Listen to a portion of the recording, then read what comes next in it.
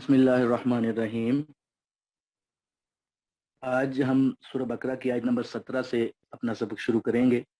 अल्लाह ताला फरमाते हैं, मसलुहुम कमसलिल्लज़ी इस्तौक़द नारा फलम्मा अज़ाअत मा हौलहु ज़हबल्लाहु बिनूरिहिम व तरकहुम फ़ी ज़ुलुमातिन ला युबसिरून। इन मुनाफ़िकों की मिसाल उस शख्स जैसी है जिसने आग जलाई। जब आग ने उसके आसपास को रोशन कर दिया तो अल्लाह ताला ने उनकी रोशनी ज़ाइल कर दी और उनको अंधेरों में छोड़ दिया कि कुछ भी नहीं देखते।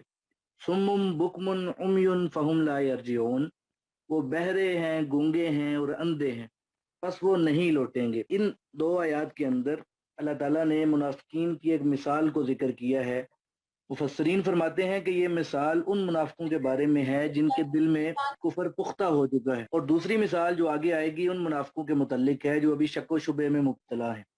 अल्लाह ताला फरमाते हैं, मसलुहुम कमसलिल्लज़ी इस्तौक़द नारा, इन मुनाफिकों की मिसाल उस शख्स की तरह है कि जिसने जंगल में सख्त अंधेरे की हालत में आग जलाई ताकि उससे रोशनी और गर्मी हासिल करे। तो ये जो दोनों चीजें हैं ये जरूरियात जिंदगी में से हैं, इनके बगैर गुजारा नहीं है।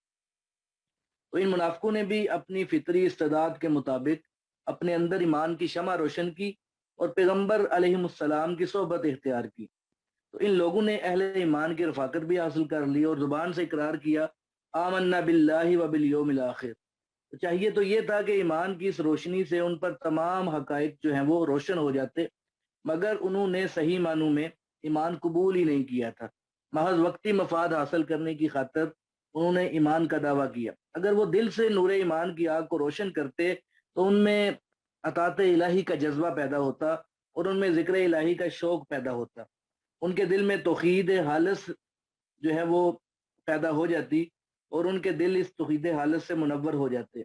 ये जो उन्होंने अपने इस्लाम का ऐलान किया था मुनाफिकीन ने, तो वो इसलिए किया था कि वो अपने मालो जान की हिफाजत चाहते थे। उसकी वजह क्या है कि इस्लाम का कानून है कि मन काला ला इलाहा इल्लल्लाहु फ़क़द आसमा मिन्नी मालहु व नफ्सा, कि हजूर सल्लल्लाहु अलैहि वसल्लम ने फरमाया कि जिसने जुबान से ला इलाहा इल्लल्लाह का इकरार किया उसका जान माल इज्जत और आबरू महफूज हो गई। तो इसीलिए ये जो मुनाफिक हैं ये अपनी फितरी सलाहियत को बरूए कार लाते हुए जुबान से ईमान ले आए। तो इनका ये ईमान लाना गोया जंगल के अंधेरे में आग जलाने के मुतरादिफ था। तो फलम्मा अज़ात मा हौलहु, जब उस आग ने इस आग जलाने वाले शख्स के इर्द गिर्द को रोशन कर दिया, उसे थोड़ा बहुत गिरदो पेश का पता चलने लग गया, तो फिर क्या हुआ कि अल्लाह ताला ने उस आग को बुझा दिया। तो इस मुकाम पर जिन अंधेरों का जिक्र है और जिनमें मुनाफिकीन सरे गर्दां हैं, उनकी बहुत सी किस्में हैं और वो सारी की सारी मुनाफिकीन की जमात पर सादिक आती हैं। सबसे पहला जो अंधेरा है वो कुफर का है।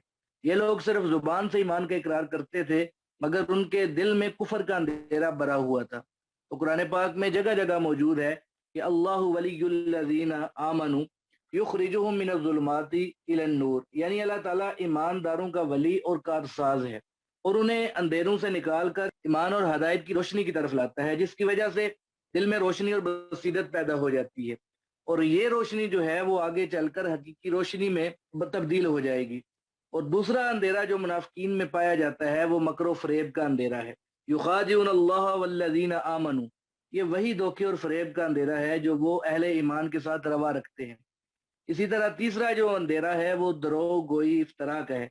जैसा कि अल्लाह ने फरमाया कि बिमा कानू यकज़िबून, ये कहते हैं हम मोमिन हैं हालांकि ये सरीख झूठ बोल रहे हैं।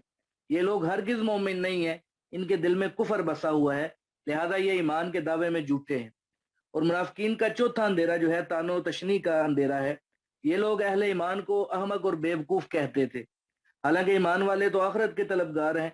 उन्होंने दुनिया को छोड़कर आखिरत को इख्तियार किया है, मगर मुनाफिकीन उनको बेवकूफ़ी का ताना देते थे। तो ये उनका चौथा अंधेरा था।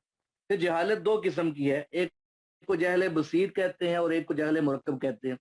कोई शख्स किसी चीज से नावाकिफ हो तो ये जहल बसीर कहलाती है। जब भी ऐसा शख्स जो है वो मुतलका चीज से वाकफियत हासिल कर लेगा वो इस जहल से निकल जाएगा। दूसरी किस्म की जहालत जो है जहल मुरक्कब है। उसका मतलब ये है कि इंसान गलत बात को सही समझने लग जाए, बुरे अकीदे को अच्छा ख्याल करने लग जाए। ये जहालत जो है ये बहुत खतरनाक जहालत है, क्योंकि इससे निकलने की कोई भी राह नहीं है। ऐसा शख्स जो है ना ही गलत को गलत समझेगा और ना वो इस जहालत से निकलेगा। मुनाफिकों का जो पांचवा अंधेरा है यही जहले मुरक्कब है। वो अपने धोखे और फरेब को बड़ा अच्छा समझ रहे थे और समझते थे कि हम मुसलमानों को धोखा दे रहे हैं, हालांकि वो पांचवी किस्म के इस अंधेरे में मुब्तला थे।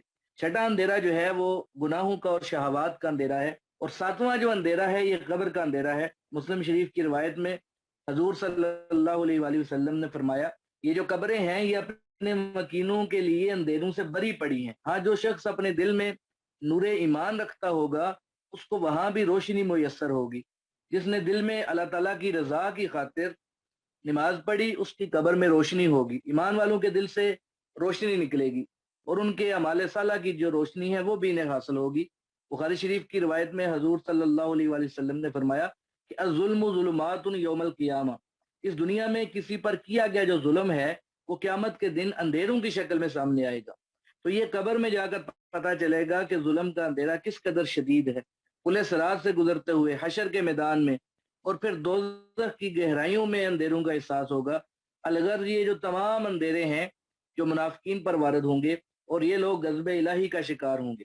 तो अल्लाह ताला हम सब को इन अंधेरों से बचाए और अल्लाह ताला हमें सिरात मुस्तकीम पर चलने की तौफीक अता फरमाए। इन लोगों की बदनसीबी की हालत अल्लाह ने बयान फरमाई कि सुम्मुन, ये बहरे हैं, उन्होंने अपनी सलाहियतों को इस कदर खराब कर लिया है कि सही बात को वो सुनने के लिए तैयार ही नहीं है।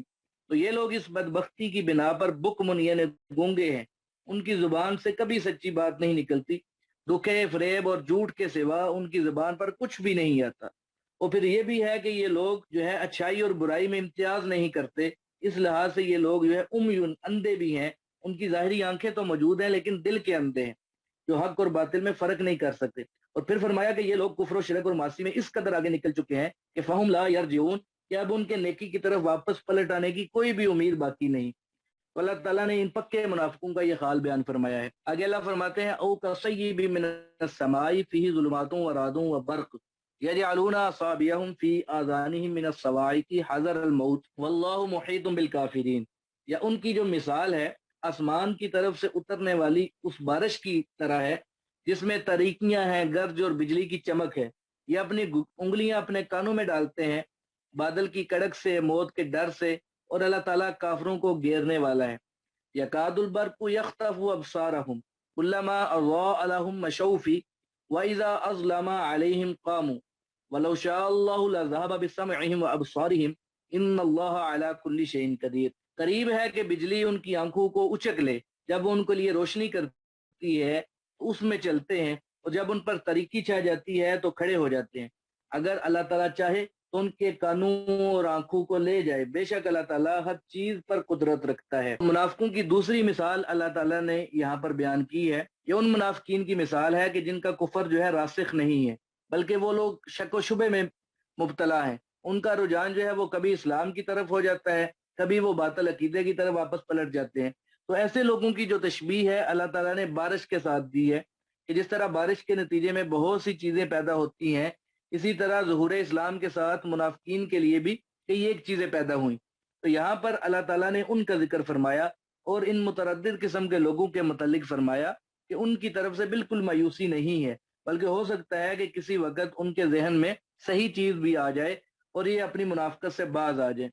हदीस के अंदर आता है कि इतकादी मुनाफिक जो है ये कुफर ही की एक कबील से है, बल्कि कुफार में से भी बदतरीन किस्म का काफर है। तो मुनाफिकीन की एक और किस्म जो है वो अमली मुनाफिक है, उनकी तादाद बहुत ज्यादा है। तो ये ऐसे लोग हैं कि जिनके दिल में नूरे ईमान मौजूद है, अल्लाह की वहदानियत, पैगम्बर अलैहिस्सलाम की रिसालत और क़यामत पर भी ईमान है, मगर जाहिर और बातन में ये मुताबिकत नहीं पाई जाती।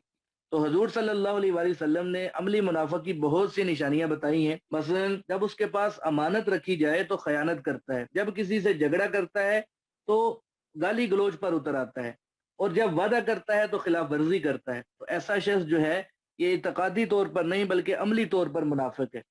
तो ये हमें भी सोचना चाहिए कि क्या हम तो ऐसा नहीं कर रहे कि हम किसी से वादा करें तो पूरा ना करें, जब किसी से झगड़ा करने लग जाए तो गाली गलौज करने लग जाए, और अगर हमारे पास कोई अमानत रखी जाए तो हम उसमें खयानत करने लग जाए। हमें भी ये गौर फिक्र करनी चाहिए, हमें भी ये सोचना चाहिए। अगर ये बीमारियां हमारे अंदर पाई जाती हैं तो हमें मुतफक्किर होना चाहिए, हमें फिक्र करनी चाहिए کہ ہم بھی اس منافقین کے گروہ میں شامل ہو رہے ہیں۔ مسند احمد کی روایت میں حضور صلی اللہ علیہ وآلہ وسلم کا ارشاد گرامی ہے کہ القلوب اربعہ، کہ یعنی جو دل ہیں یہ 4 قسم کے ہوتے ہیں، اور پہلی قسم کے متعلق فرمایا کہ ایسا دل ہے جو صاف و شفاف ہوتا ہے، تو فرمایا کہ اس کی مثال جو ہے روشن چراغ کی طرح ہے جس میں کسی قسم کی کوئی خرابی نہیں ہوتی۔ اور دوسرا جو دل ہے اغلف ہے، جو غلاف میں بند کر دیا گیا ہو اور پھر اوپر سے داغے کے ساتھ باندھ دیا گیا ہو۔ اور تیسری قسم کا جو دل ہے یہ معکوس ہے، یعنی اوندا ہے، اور اس کا سر نیچے اور پیندہ اوپر ہے۔ اور چوتھی قسم کا جو دل ہے یہ مصفح ہے، یعنی 2 پہلو والا دل۔ تو پہلی قسم کے دل کے متعلق فرمایا کہ صاف شفاف دل مومن کا ہوتا ہے، جس میں نور ایمان بالکل صاف اور واضح ہے، اس میں کوئی خرابی یا کسی قسم کی ملاوٹ نہیں ہوتی۔ تو حضور صلی اللہ علیہ وآلہ وسلم نے فرمایا کہ ایمان کی جو مثال ہے اس پودے کی ہے جسے پاکیزہ پانی سیراب کرتا ہے، اور پودے کا بیج اچھا ہو، اس کی آبیاری بھی صاف پانی سے ہو، تو ظاہر ہے کہ اس کی نشو و نما بھی اچھی ہوگی۔ دل کے حالات جو ہے نا بہت مختلف ہوتے ہیں، یہ کبھی یکساں نہیں رہتے۔ ایک بزرگ گزرے ہیں حضرت ابو بکر دراق رحمت اللہ علیہ، وہ فرماتے ہیں کہ دل پر 6 قسم کی حالتیں وارد ہوتی ہیں، یعنی حیات اور موت، صحت اور بیماری، بیداری اور نیند۔ فرماتے ہیں کہ دل کی حیات جو ہے وہ ہدایت کی مرہون منت ہے، اگر ہدایت نصیب ہو گئی تو سمجھ لیں کہ دل زندہ ہے۔ اور دل کی جو موت ہے یہ گمراہی سے واقع ہوتی ہے، کہ کسی قسم کی گمراہی دل میں پیدا ہو جائے تو سمجھ لیں کہ وہ دل مردہ ہو گیا، اس میں زندگی کی کوئی بھی رمق جو ہے وہ باقی نہیں رہی۔ کہ منافق کی مثال ایسے ہے او کصیب من السماء، جیسے آسمان سے بارش آتی ہے، جو ہے زور کے ساتھ بارش آتی ہے، بجلی کڑکنے لگتی ہے، تو اس کے اندر کیا ہوتا ہے، فیہ ظلمات، تو اس میں اندھیرے ہیں۔ ظاہر ہے کہ بارش کے دوران بادل چھائے ہوتے ہیں، سورج غائب ہوتا ہے اور کسی قدر اندھیرا ہوتا ہے، اور وہ برقن، اور بارش میں جو ہے وہ اکثر اوقات بجلی بھی چمکتی ہے۔ تو منافقوں کی حالت یہ ہے کہ یجعلون اصابعهم فی آذانہم من الصواعق، کہ اپنی انگلیاں جو ہیں وہ کڑک کے خوف سے اپنے کانوں میں ڈالتے ہیں۔ جب بارش کے دوران بجلی چمکتی ہے اور بادلوں میں گرج پیدا ہوتی ہے تو دہشت کے مارے یہ کانوں میں انگلیاں دے لیتے ہیں، حالانکہ یہ منہ سے بھاگ نہیں سکتے، کیونکہ واللہ محیط بالکافرین، اللہ تعالیٰ کافروں کو ہر طرف سے گرنے والا ہے، وہ پکڑنا چاہے گا تو فوراً ہی گرفتار کر لے گا۔ منافقین کا خوف اور ڈر جو ہے وہ انہیں اللہ کی گرفت سے بچا نہیں سکتا۔ تو فرمایا کہ یکاد البرق یخطف ابصارہم، قریب ہے کہ اللہ تعالیٰ ناراضگی کی وجہ سے ان کی آنکھوں کو واپس لے لے اور وہ اندھے ہو کر رہ جائیں۔ تو کلما اضاء لهم مشوا فی، جب بجلی کی چمک پیدا ہوتی ہے تو اس کی روشنی میں تھوڑی دور چلتے ہیں، وَإِذَا أَظْلَمَ عَلَيْهِمْ قَامُوا، اور جب اندھیرا چھا جاتا ہے تو ٹھہر جاتے ہیں۔ امام سیوطی رحمۃ اللہ علیہ فرماتے ہیں کہ اللہ تعالیٰ نے قرآن کریم میں کفر و شرک کا ذکر فرمایا ہے اور یہ اندھیروں کے ساتھ مشابہت رکھتے ہیں۔ آگے ہے کہ یا ایھا الناس اعبدوا ربکم الذی خلقکم والذین من قبلکم لعلکم تتقون، اے لوگو عبادت کرو اپنے پروردگار کی جس نے تمہیں پیدا کیا ہے اور ان لوگوں کی جو تم سے پہلے گزرے ہیں تاکہ تم بچ جاؤ۔ الذی جعل لکم الارض فراشا والسماء بناء وانزل من السماء ماء فاخرج به من الثمرات رزقا لکم فلا تجعلوا للہ اندادا وانتم تعلمون، وہی رب ہے جس نے تمہارے لیے زمین کو فرش اور آسمان کو چھت بنایا ہے اور آسمان کی طرف سے پانی اتارا ہے، پھر اس پانی کے ذریعے پھلوں سے تمہارے لیے روزی نکالی ہے، پس نہ ٹھہراؤ اللہ تعالیٰ کے لیے شریک اور تم جانتے ہو۔ اس کے اندر اللہ تعالیٰ تمام انسانوں کو مخاطب کر رہے ہیں۔ حضرت عبداللہ بن عباس رضی اللہ تعالیٰ فرماتے ہیں کہ قرآن پاک میں جہاں بھی یا ایھا الناس سے خطاب ہے تو وہاں روح سخن جو ہے وہ اہل مکہ کی طرف ہے، کیونکہ نزول قرآن کے زمانے میں اکثر و بیشتر وہی لوگ کفر میں مبتلا تھے، اور جہاں یا ایھا الذین آمنوا کہہ کر خطاب کیا گیا ہے تو ان سے مراد اہل مدینہ ہیں کہ انہوں نے اپنی رضا کے ساتھ اسلام قبول کیا تھا اور اسلام کی مرکزیت کے لیے انہوں نے بے شمار قربانیاں دی تھی۔ تو یہاں پر بھی یا ایھا الناس کے مخاطب جو ہیں دنیا کی تمام اقوام اور تمام بنین و انسان ہیں، جو لوگ اس وقت موجود تھے ان سے تو براہ راست خطاب ہے، اور جو بعد میں آنے والے ہیں انہیں اہل ایمان کے واسطے سے اللہ تعالیٰ نے مخاطب کیا ہے۔ تو سب سے پہلے اللہ تعالیٰ نے انسان کو توحید پر کاربند رہنے کا حکم دیا، فرمایا کہ یا ایھا الناس اعبدوا ربکم، اے انسانوں اپنے رب کی عبادت کرو، اپنے رب کو وحدہ لا شریک مانو اور اس کی عبادت کرو، کسی اور کی عبادت نہ کرو۔ تو گویا اللہ تعالیٰ نے سب سے پہلے توحید جیسی سب سے اہم انسانی ذمہ داری کا ذکر کیا ہے، کیونکہ اس سلسلے میں اکثر لوگ جو ہیں وہ غلطی میں مبتلا ہو جاتے ہیں۔ آگے اللہ تعالیٰ نے دوسری صفت اپنی بیان کی کہ الذی خلقکم، انسان کو سب سے پہلے اور سب سے بڑی نعمت جو میسر آتی ہے وہ اس کا وجود ہوتا ہے، اس لیے فرمایا کہ اس ذات کی عبادت کرو جس نے تمہیں پیدا کیا ہے اور پیدا کرنے والا جو ہے کہ اللہ تعالیٰ کے سوا کوئی بھی نہیں ہے. اللہ خالق کل شیء, گویا تمہارا خالق بھی وہی ہے.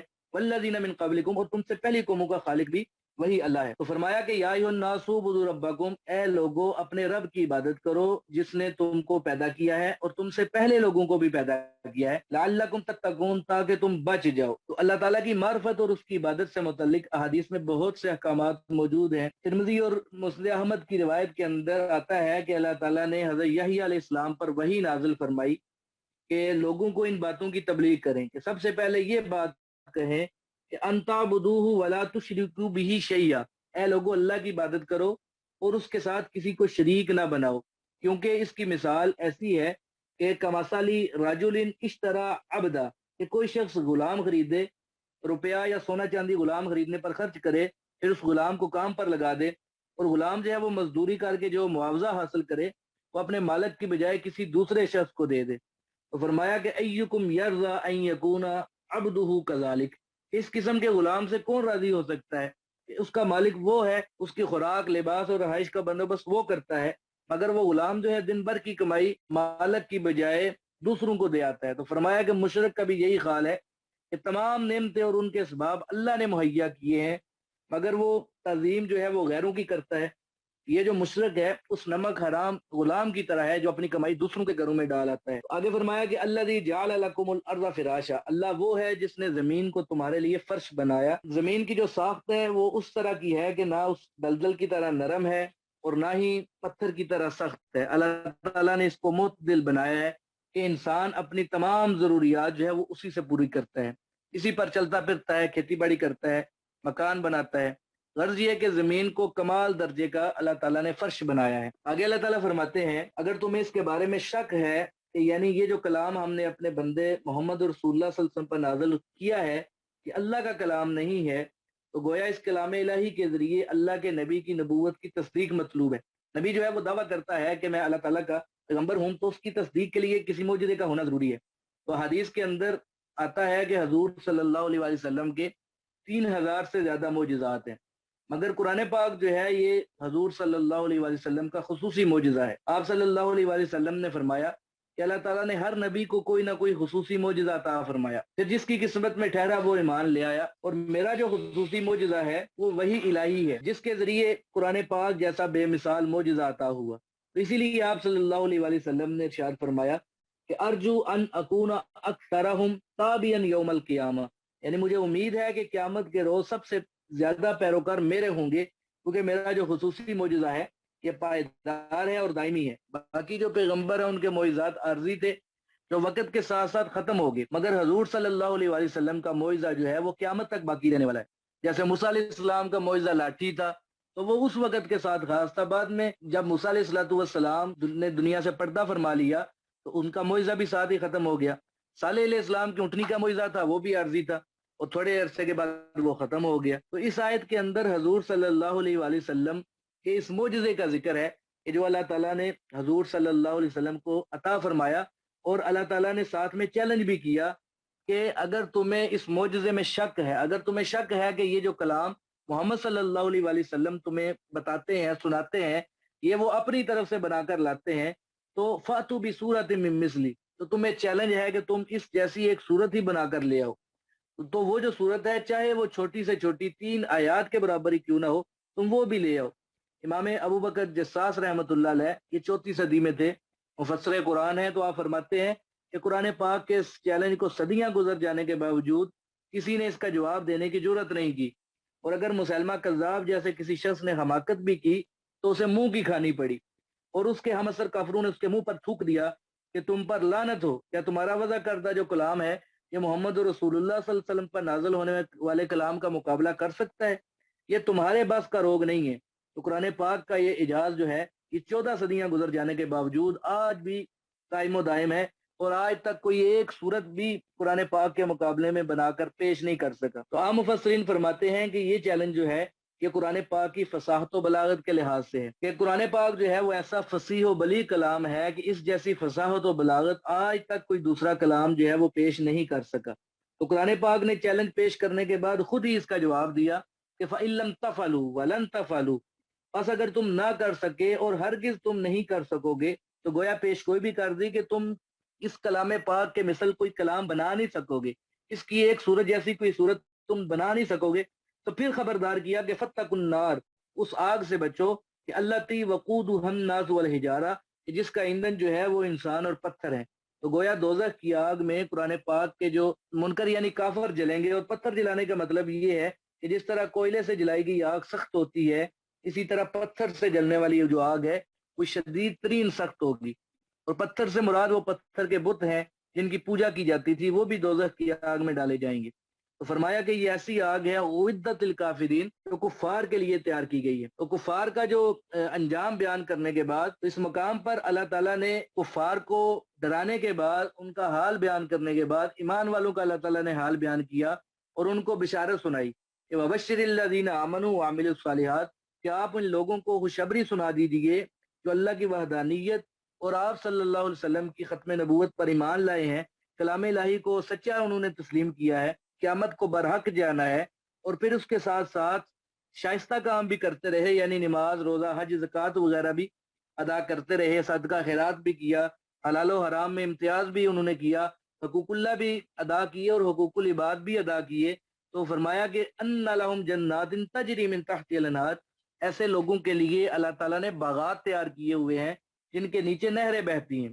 تو فرمایا کہ کلما رزقوا منها من ثمرات رزقا، کہ جب جنت کے اندر ان کو پھل دیے جائیں گے تو قالوا هذا الذي رزقنا من قبل، تو کہیں گے کہ یہ تو وہی ہے جو ہمیں اس سے پہلے دی گئی۔ صحیح یہ ہے کہ ایک دفعہ جنتیوں کو پھل پیش کیے جانے کے بعد جب دوسری دفعہ ان سے ملتے جلتے پھل دیے جائیں گے تو جنتی لوگ کہیں گے کہ یہ تو وہی پھل ہیں جو ہمیں اس سے پہلے دیے گئے تھے، مگر جب وہ انہیں کھائیں گے تو ان کا ذائقہ جو ہے پہلے پھلوں سے بالکل مختلف ہوگا۔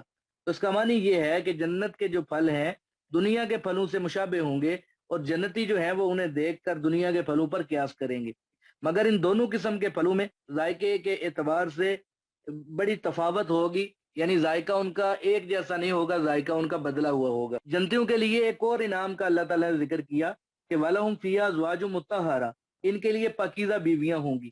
تو ان مادی نعمتوں کے علاوہ دوسرے مقام پر روحانی نعمتوں کا بھی ذکر ہے، تو فرمایا کہ وَلَكُمْ فِيهَا مَا تَشْتَهِي أَنفُسُكُمْ، اس میں تمہارے لیے ہر وہ چیز ہوگی جس کے لیے تمہارا دل کرے گا۔ تو جنتوں کی نعمتوں کی ایک اور خصوصیت یہ ہوگی کہ وہ کبھی بھی ختم نہیں ہوں گی۔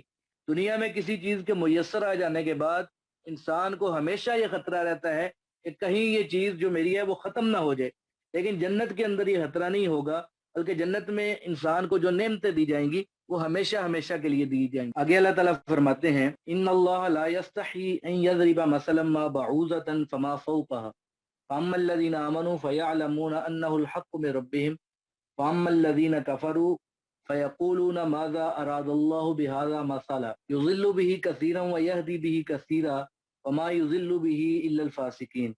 بے شک اللہ تعالیٰ نہیں شرماتا اس بات سے کہ بیان کرے مچھر کی مثال یا اس سے بھی بڑی۔ تو بہرحال جو لوگ ایمان لائے وہ جانتے ہیں کہ یہ حق ہے ان کے رب کی طرف سے، اور وہ لوگ جنہوں نے کفر کیا تو بس وہ کہتے ہیں کہ کیا ارادہ کیا اللہ تعالیٰ نے اس مثال کے ساتھ۔ اللہ تعالیٰ گمراہ کرتا ہے اس کے سبب سے بہت سے لوگوں کو، اور ہدایت بھی اس کے سبب سے بہت سے لوگوں کو دیتا ہے، اور نہیں گمراہ کرتا اس کے سبب سے مگر فاسقوں کو۔ تو الذین ینقضون عہد اللہ من بعد میثاقہ ویقطعون ما امر اللہ بہ ان یوصل ویفسدون فی الارض اولئک هم الخاسرون، وہ جو توڑتے ہیں اللہ تعالیٰ کے عہد کو، اس کو مضبوط کرنے کے بعد، اور قطع کرتے ہیں اس چیز کو جس کو اللہ تعالیٰ نے جوڑنے کا حکم دیا ہے، اور زمین میں فساد کرتے ہیں، تو یہی لوگ جو ہیں یہ نقصان اٹھانے والے ہیں۔ کفار جو ہیں وہ قرآن پاک کے متعلق یہ اعتراض کرتے تھے کہ اس میں بعض چھوٹی چھوٹی اور حقیر چیزوں کا ذکر ہے جو کہ اللہ تعالیٰ کے شایان شان نہیں ہے، کہیں مکھی کا ذکر ہے، کہیں مکڑی کا ذکر ہے، حالانکہ اللہ تعالیٰ تو بادشاہوں کا بادشاہ ہے۔ اس کا کلام بھی بہت اعلیٰ باتوں پر مشتمل ہونا چاہیے، کیونکہ ایک عام محاورہ بھی ہے کہ کلام الملوکی ملوک الکلامی، یعنی بادشاہوں کا جو کلام ہے کلاموں کا بادشاہ ہوتا ہے۔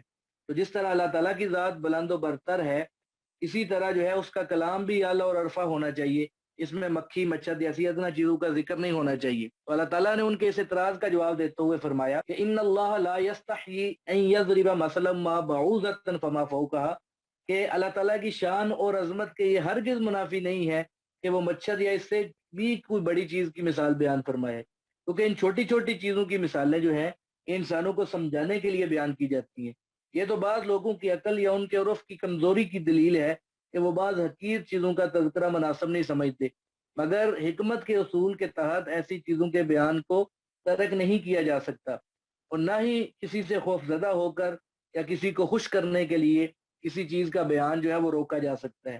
حقیر چیزوں میں بڑے مفید پہلو بھی ہوتے ہیں۔ قرآن پاک میں مکھی اور مکڑی کا ذکر ہے، تو ان کی مثال دے کر بہت سی مفید باتیں اللہ تعالیٰ نے سمجھائی ہیں، لہذا جو ایسی مثالیں ہیں ان کو ترک کرنے کا کوئی جواز نہیں ہے۔ مسلم شریف کی روایت کے اندر آتا ہے کہ حضرت سلیم رضی اللہ تعالیٰ عنہا نے حضور صلی اللہ علیہ وآلہ وسلم سے مسئلہ دریافت کیا اور تمہید کے طور پر عرض کیا کہ ان اللہ لا یستحیی من الحق، یعنی اللہ تعالیٰ حق بات کہنے سے نہیں شرماتے، تو میں آپ سے مسئلہ دریافت کرنا چاہتی ہوں کہ کیا عورت کو بدخوابی ہو جائے تو اس پر غسل واجب ہو جاتا ہے یا نہیں؟ تو آپ صلی اللہ علیہ وسلم نے فرمایا کہ ہاں، جب منی خارج ہو جائے تو اس پر غسل ہوتا ہے، جس طرح مرد کو احتلام ہو جاتا ہے اسی طرح بعض اوقات خواتین کو بھی جو ہے وہ رات کو سوتے میں احتلام ہو جاتا ہے، تو ان پر بھی غسل واجب ہوتا ہے۔ تو حدیث کے اندر بھی یہی الفاظ ہیں کہ اللہ تعالیٰ حق بات کو ظاہر کرنے سے نہیں شرماتا۔ تو حیا کی جو ہے وہ بہت سی قسمیں ہیں۔ حیا جو ہے انسان کی اس انکساری کو کہتے ہیں کہ جس کی وجہ سے کوئی شخص جو ہے وہ برے کاموں سے باز آ جاتا ہے۔ حیا انسانوں سے بھی ہوتی ہے، اللہ سے بھی ہوتی ہے، اسی لیے جب کوئی شخص برائی کا ارادہ کرتا ہے تو وہ چھپ کر کرتا ہے، کیوں؟ اسے انسانوں سے حیا آتی ہے کہ اگر وہ انسان دیکھ لیں گے تو کیا ہوگا۔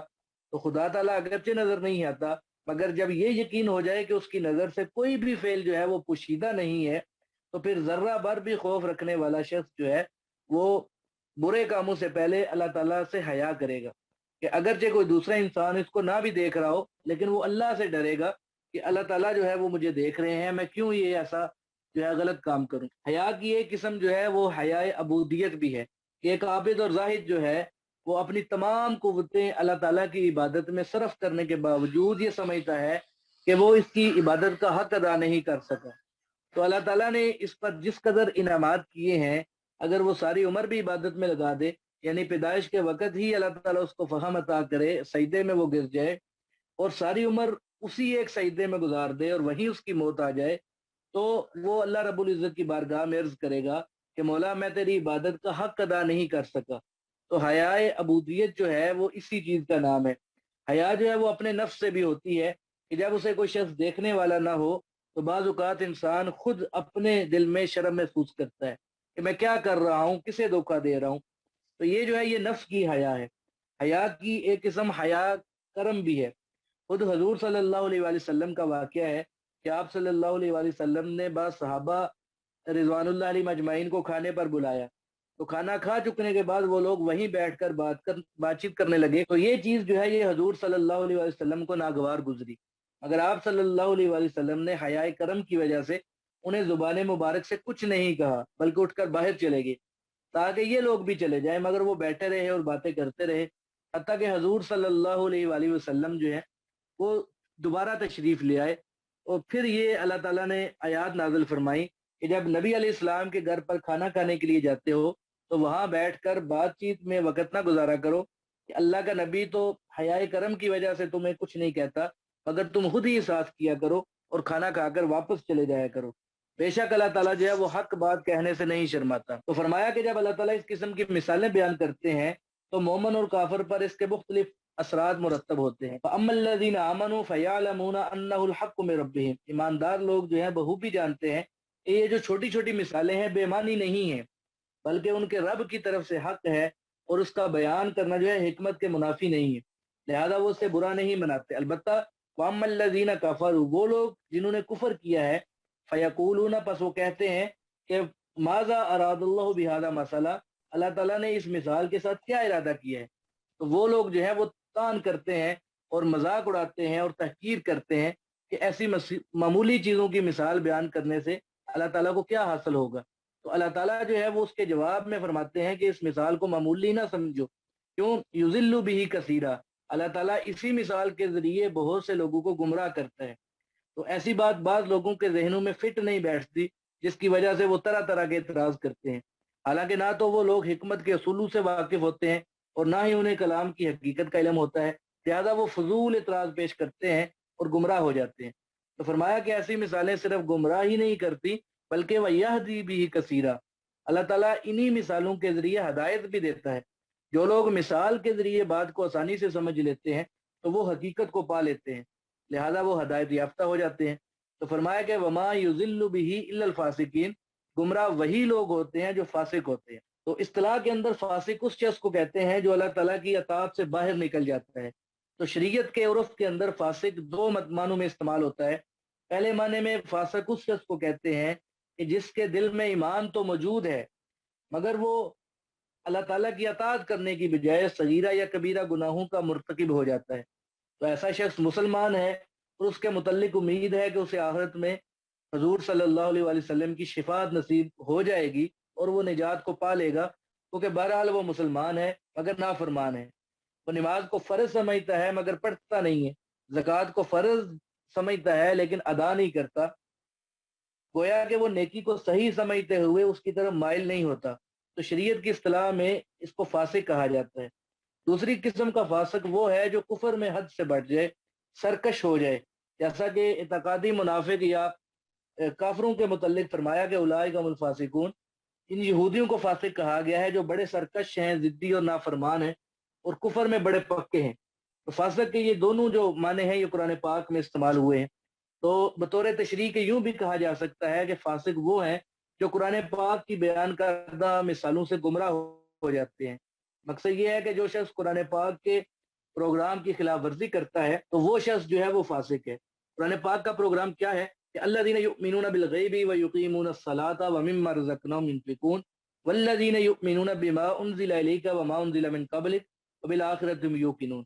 قرآن کی دعوت یہ ہے غیب پر ایمان لو، نماز کو قائم کرو، اللہ کے دیے ہوئے میں سے خرچ کرو، جو کچھ حضور صلی اللہ علیہ وآلہ وسلم پر نازل ہوا ہے اس پر بھی ایمان لاؤ، اور جو حضور صلی اللہ علیہ وآلہ وسلم سے پہلے نبیوں پر نازل ہوا ہے اس پر بھی ایمان لو۔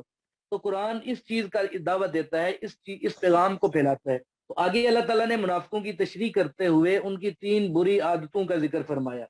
پہلی بات، الذین ینقضون عہد اللہ من بعد میثاقہ، فاسق لوگ وہ ہیں جو اللہ کے عہد کو توڑتے ہیں اس کو پختہ کرنے کے بعد۔ تو اگر وہ اشخاص منافق ہیں تو وہ زبان سے اقرار کرتے ہیں آمنا باللہ وبالیوم الآخر، کہ ہم اللہ تعالیٰ اور آخرت پر ایمان لائے، مگر یہ عہد پورا نہیں کرتے۔ عملی طور پر ان کا ایمان جو ہے نہ ہی اللہ کی ذات پر ہوتا ہے اور نہ ہی قیامت کے دن پر ہوتا ہے۔ اور اگر یہاں فاسقوں سے مراد یہودی ہیں تو ان سے تو پہلی کتابوں میں وعدہ لیا گیا تھا کہ اللہ تعالیٰ کے بھیجے ہوئے نبیوں پر ایمان لائیں گے، اور خاص طور پر وہ آخری نبی صلی اللہ علیہ وسلم پر ایمان لائیں گے، اس کا ساتھ دیں گے اور ان کی مدد بھی کریں گے، اور یہ بھی کہ اللہ تعالیٰ نے ان پر جو ہدایت نازل فرمائی ہے اسے چھپائیں گے نہیں بلکہ ظاہر کریں گے۔ مگر ان لوگوں نے اس عہد کو توڑ دیا، تو گویا کہ فاسقوں کی پہلی خصلت یہ بیان فرمائی کہ وہ وعدہ کرنے کے بعد اس کو توڑ دیتے ہیں۔ تو اس بات پہ ہمیں بھی غور و فکر کرنا چاہیے کہ کیا یہ خصلت ہم میں تو نہیں پائی جا رہی کہ ہم وعدہ کرنے کے بعد توڑ دیتے ہیں۔ تو وعدہ جو لوگ توڑتے ہیں ان کا دوسرا جو گروہ ہے وہ معاد قسم کے کافر ہیں۔ یہی وہ لوگ ہیں جن کے متعلق فرمایا کہ سواء علیہم اانذرتہم ام لم تنذرہم لا یؤمنون، کہ انہوں نے اللہ تعالیٰ کے اس عہد کو توڑا جو ازل میں ہوا تھا۔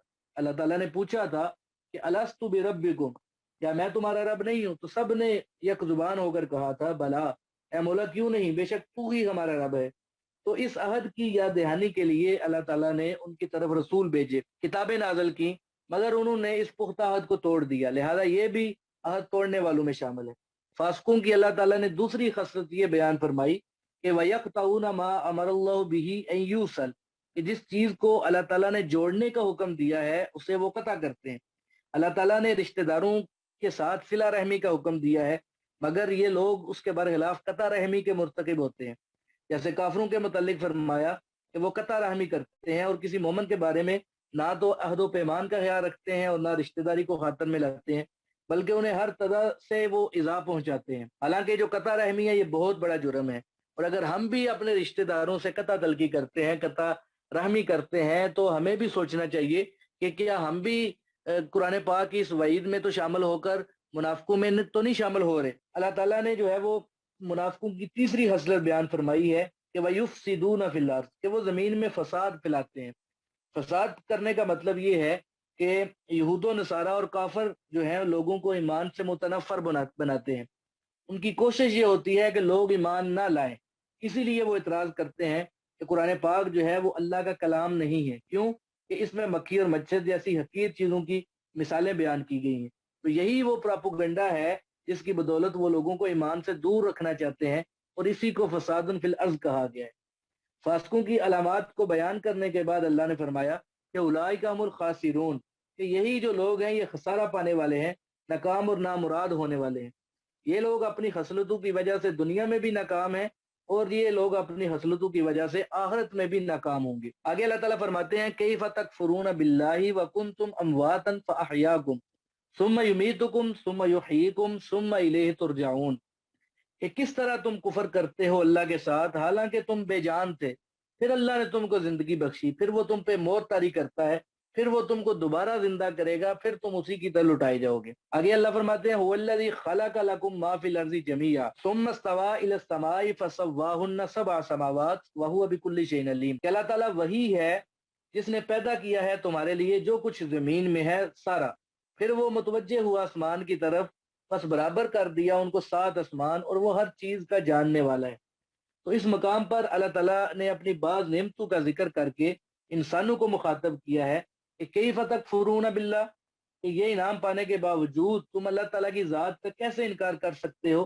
تمہارا جو انکار ہے وہ محض جہالت، ضد اور ہٹ درمی کی بنا پر ہے. تو تکفرون باللہ میں نہ صرف خدا کے ساتھ کفر کرنے کا بیان ہے، بلکہ اس میں ایمان لانے کی دوسری چیزیں بھی شامل ہیں.